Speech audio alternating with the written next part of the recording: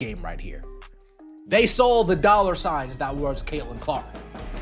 Before ESPN, before Cathy, before the Indiana, before they thought that Caitlin Clark was her, Peacock said, oh, we got to captivate on this now. We got to capitalize on this now. They saw the dollar signs that was Caitlin Clark before ESPN, before Cathy Engelbert, before the Indiana Fever, before they thought that Caitlin Clark was her. Peacock said, oh, we got to capitalize on this now. We got to capitalize on this now. Now listen to me and listen closely, because the war for the soul of the WNBA just went nuclear. And Commissioner Cathy Engelbert is finding out the hard way that you cannot fight a tidal wave with a bucket. We are breaking down the absolute disaster unfolding in the WNBA front office right now, a situation so volatile that it is threatening to tear the entire league apart before the next season even tips off. The headline you are seeing everywhere is about a historic deal, but the real story, the story they are trying to bury, is the fury and the jealousy coming from the very top of the leadership pyramid. We have confirmation, thanks to a brave move by Nafisa Collier, that Cathy Engelbert is not just out of touch, she is actively hostile toward the reality of the Caitlin Clark effect. This is not speculation anymore. This is a confirmed report from the Vice President of the Players Association, who went on record and exposed the private, toxic conversations happening behind closed doors. Engelbert explicitly told Nafisa Collier that Caitlin Clark should be grateful to the WNBA for her endorsements. She actually said that Clark should be thankful for the platform the league provides. As if Nike and Gatorade and NBC are investing millions of dollars because of the WNBA shield and not because of the generational talent wearing the number 22 jersey. Caitlin Clark has decided to jump the fence. She has decided to step out of the suffocating bubble of the WNBA. She is going to play in the big leagues, to sit next to legends like Mike Tirico, Vince Carter, and Carmelo Anthony, and to speak to the entire world instead of a niche audience. Leaked reports coming directly from the office of Commissioner Cathy Engelbert described the scene inside WNBA headquarters with one word: meltdown. We are hearing about screaming matches, hysterical phone calls, and one specific word that is echoing through the executive hallways: traitor. The commissioner views what Caitlin did as high treason, a stab in the back to the league that claims to have made her. But the truth we are going to expose today is that Caitlin Clark did not betray anyone. She just saved herself from a sinking ship and proved she is the smartest businesswoman in the history of sports. To truly understand why the commissioner is screaming traitor and why this signature is effectively a declaration of war, you have to rewind and look at the catastrophic context the league is currently drowning in. The WNBA is in the middle of its worst labor crisis in history, with players threatening to strike and collective bargaining agreement negotiations hitting a dead end. Here's what she said in the press release. I'm really excited to be part of the Basketball Night in America crew this season. Carmelo, Vince, and Tracy are legends of the game, and Maria is a true professional. It will be really fun to join them a few times this season. And then from NBC, Caitlin is one of the most captivating players and dynamic scorers in basketball. We're excited to have Caitlin join Hall of Famers Melo, Vince. There is a very real possibility that the 2026 season could be canceled or delayed. In the middle of this absolute chaos, while Commissioner Cathy Engelbert is desperately trying to glue the pieces together and convince sponsors not to flee, her biggest star signs a deal. The only reason the league turned a profit last year goes out and signs a deal with the biggest competitor for viewership attention. Caitlin's signing with NBC sends one terrifying message to the WNBA. I do not need you to be famous, and I do not need you to be rich. She has secured her future far away from their courts and their control. Imagine the nightmare scenario for the commissioner. The WNBA season is canceled due to a lockout. The arenas are dark. But millions of fans are tuning in on Sunday night to watch Caitlin Clark dressed in high fashion, smiling at the camera, breaking down a LeBron James or Stephen Curry game on NBC. She is making more money in one night than the WNBA paid her in an entire year. This image is a public relations disaster that the league cannot recover from because it frames the WNBA as a stepping stone that Caitlin has already rocketed past. Reports from sources very close to the decision-making circle confirm that Cathy Engelbert made a fiery phone call to Caitlin's agents the moment the news leaked. The tone was allegedly incredibly hostile, accusing them of undermining the league and distracting the public at a critical moment.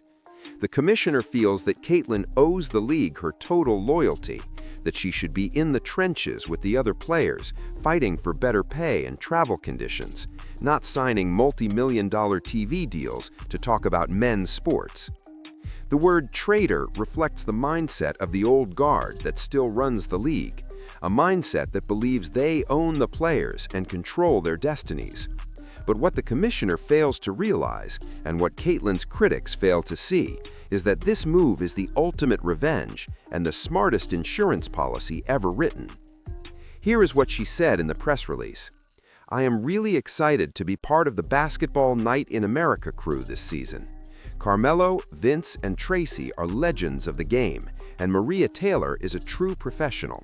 It will be really fun to join them a few times this season." And then from NBC, Caitlin is one of the most captivating players and dynamic scorers in basketball. We are excited to have Caitlin join Hall of Famers Carmelo Anthony and Vince Carter. Let me be brutally honest and open the files that the league wants to keep shut.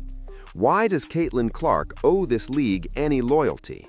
Has the commissioner forgotten what happened in 2025?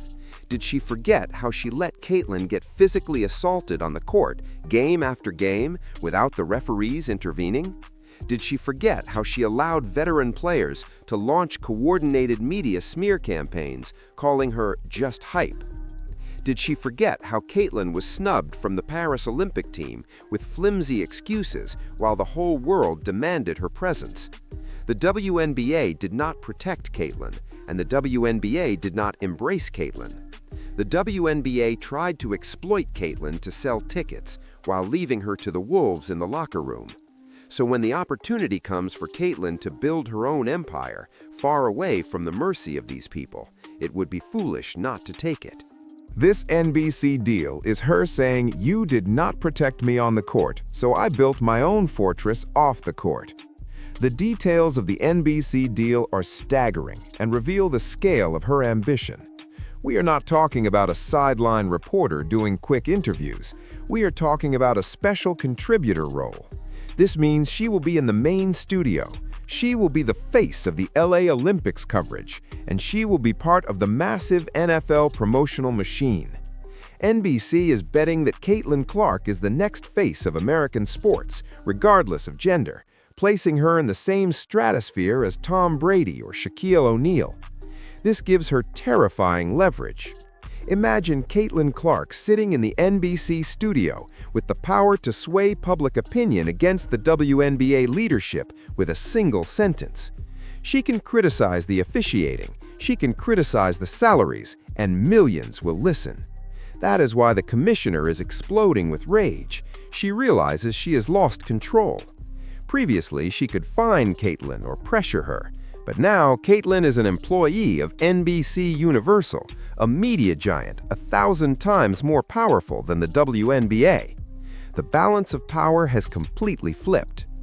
There is another angle that is making the veteran players see red with jealousy more than ever before. Diana Taurasi, Breanna Stewart, and others have spent years trying to get a fraction of this mainstream media respect. Now they see the rookie, who has not even finished 2 full years in the league, landing the dream job that any athlete prays for after retirement. They see her leapfrogging all of them to become the voice of basketball in America. This will undoubtedly increase the tension in the locker rooms if the league returns to action, but the difference now is that Caitlin does not care. Before, she tried to win them over, tried to be a good teammate. Now she knows she is on a different level entirely. She knows she is the institution and they are just employees, and this contract frees her from the pressure of the fake sisterhood of the league. If they decide to freeze her out of plays or treat her harshly, she can go home, turn on the NBC camera, and make millions while laughing.